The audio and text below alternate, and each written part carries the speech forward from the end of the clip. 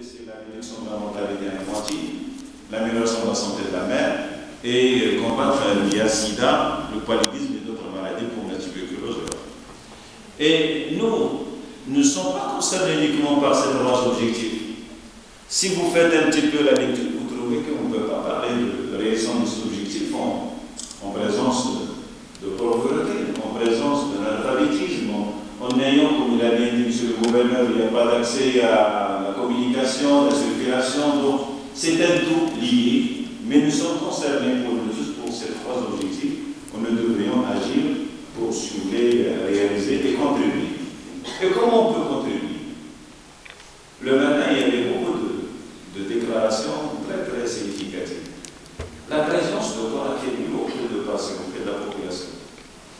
Une étude au niveau international, 80% de l'offre de soins est assurée par le corps infirmier et cadre de la santé.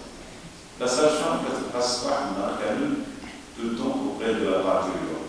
L'infirmier, l'anesthésiste, le technicien de labo, même s'il n'est pas auprès du patient, il est dans sa paillasse devant le microscope pour donner une réponse. Ça veut dire quoi 80%? C'est valorisant, oui.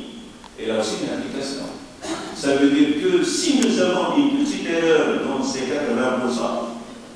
c'est pas de d'huile. Donc c'est reconnaissant, mais aussi c'est une responsabilité, c'est un engagement pour vraiment assurer une prestation de qualité. Ça veut dire qu'il faut qu'il y ait du dynamisme. Aujourd'hui, vous êtes en plein dynamisme, un engagement de professionnalisme. Dans les prestations de santé, il n'y a pas de matérialisme. Soit être professionnel ou l'américain. Donc là, même si on n'a pas aimé la profession au départ, puisqu'on est là, je dois l'aimer. Et je dois la protéger pour vraiment protéger la population. Le client est de centre. Et là, ça conforte aussi ce que vous avez fait aujourd'hui pour vraiment réaliser les objectifs du millénaire pour le développement. Et il y a la contribution de plusieurs intervenants.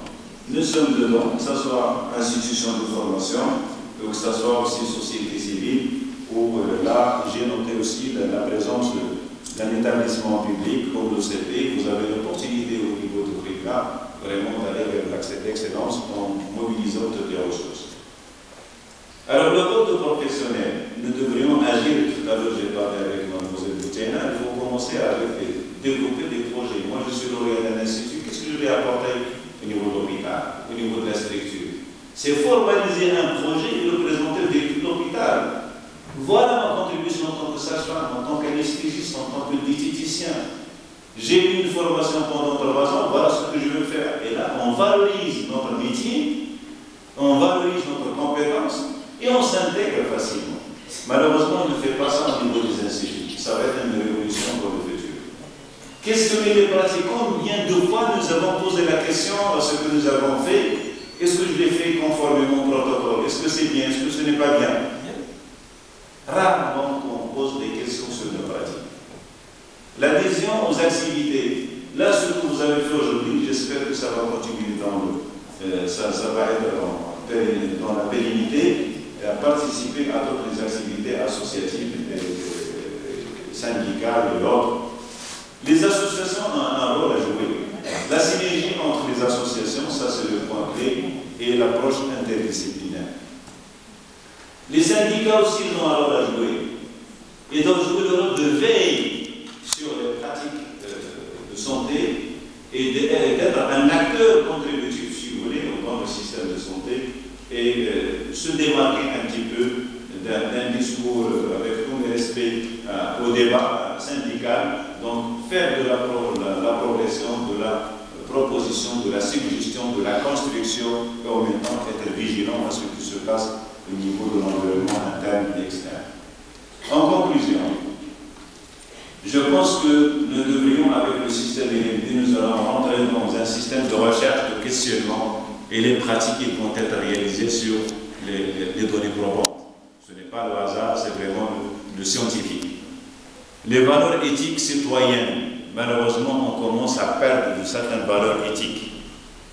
Et là, nous devrions, si vous voulez, réhabiliter ça. La réglementation de la profession, elle est intéressante et nous devrions aussi agir dans ce sens. exercer le lobbying. On ne doit pas être passif et passif. Il faut contribuer à ce lobbying positif, constructif, pour que toutes nos doléances soient, si vous voulez, réalisées dans les brefs délais. Et là, et comme ça, donc, une formation de qualité, des soins efficaces et efficients, un environnement favorable à la pratique, comme il a été déjà dit auparavant, des opportunités d'épanouissement, et c'est de cette manière-là que nous aurons, si vous voulez, à combler l'écart